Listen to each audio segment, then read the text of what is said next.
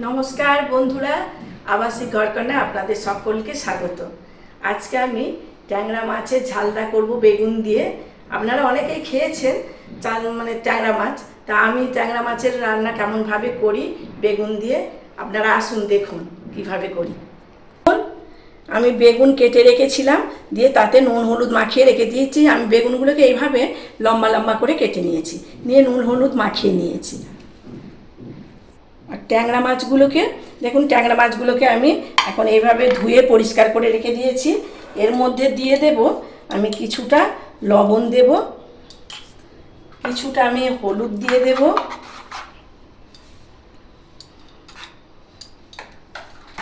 আর আমি এতে যেহেতু ট্যাংরা মাছের গাটা ফাটে, সেজন্য আমি সামান্য করে আমি একটু সর্ষের তেল দিয়ে দেব। সর্ষের তেল দিয়ে দিয়ে ভাজবেন, দেখবেন তাহলে অতটা ফাটে না। আমি এগুলোকে ভালো করে নুন হলুদ তেল আমি মাখিয়ে নেব।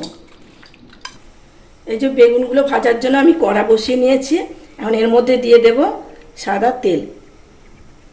আমি বেগুনগুলো সাদা তেলেই ভালো করে ভাজবো। তেল গরম হয়ে গেছে, এখন আমি বেগুনগুলো এর মধ্যে দিয়ে দেবো।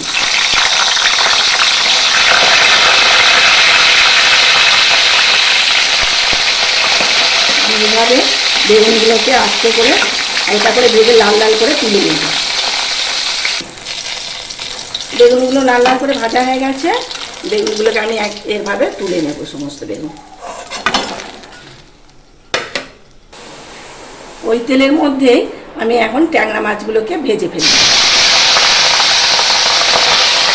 আমি একটু চাপা দিয়ে দিয়ে ভাজবো। দেখুন মাছগুলো সব ভাজা হয়ে গেছে লাল লাল করে, আমি এখন তুলে নেব এগুলোকে।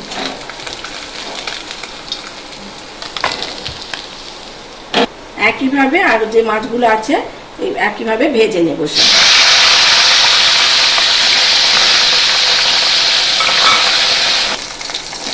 দেখুন সব ভাজা হয়ে গেল, লাল লাল করে ভেজে নিয়েছি। আমি সমস্ত মাছকে এইভাবে তুলে নেব। দেখুন আমি ওই তেলটাকে আমি বার করে নিয়েছি। এখন আমি সর্ষের তেলে এটা পুরো করব, তাই আমি এর জন্য নিয়ে নেব কিছুটা সর্ষের তেল।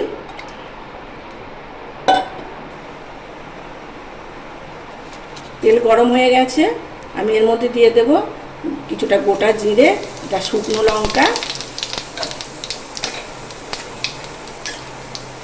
দিয়ে দেব কিছুটা পেঁয়াজ। পেঁয়াজগুলোকে ভালো করে আমি লাল লাল করে ভেজে নেব।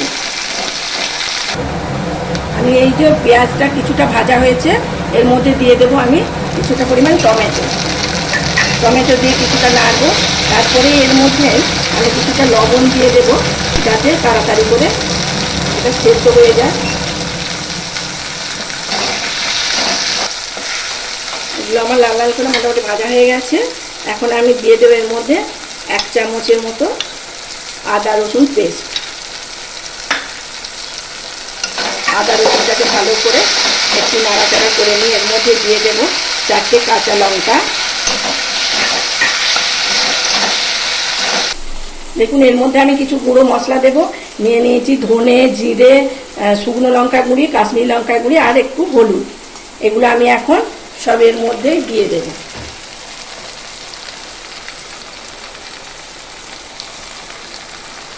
মশলাগুলো দিয়ে ভালো করে নাড়াচাড়া করে নেব।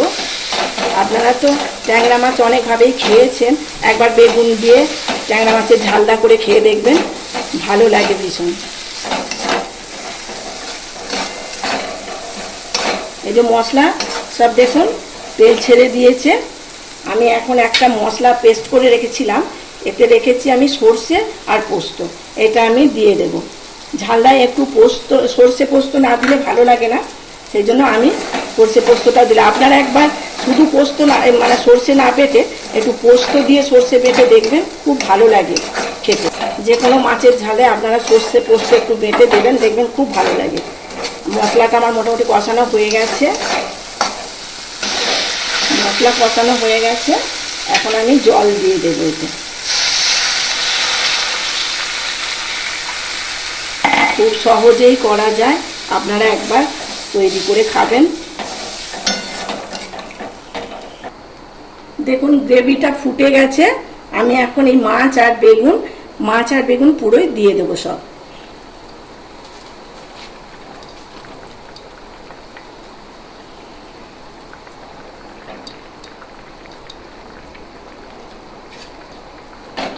ভালো করে দিয়ে নাড়াচাড়া করে নেব।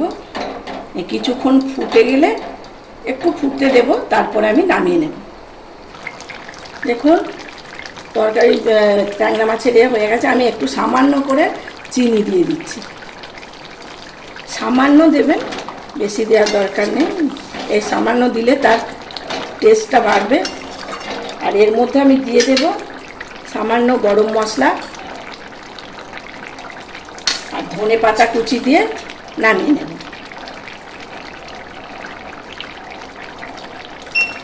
তৈরি হয়ে গেল আমার বেগুন দিয়ে ট্যাংরা মাছের ঝালদা।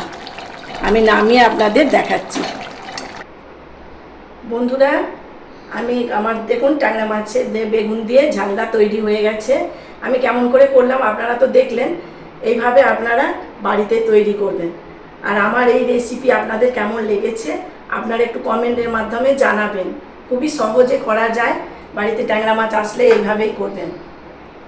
যদি ভালো লাগে একটা লাইক করবেন, শেয়ার করবেন, আর আমার চ্যানেলটিকে সাবস্ক্রাইব করে রাখবেন। আপনারা আমি কমেন্টের আশায় থাকি, আপনারা কমেন্ট করেন, আমার খুব ভালো লাগে। আপনারা এইভাবে আমার পাশে থাকবেন আর আমাকে সাপোর্ট করবেন।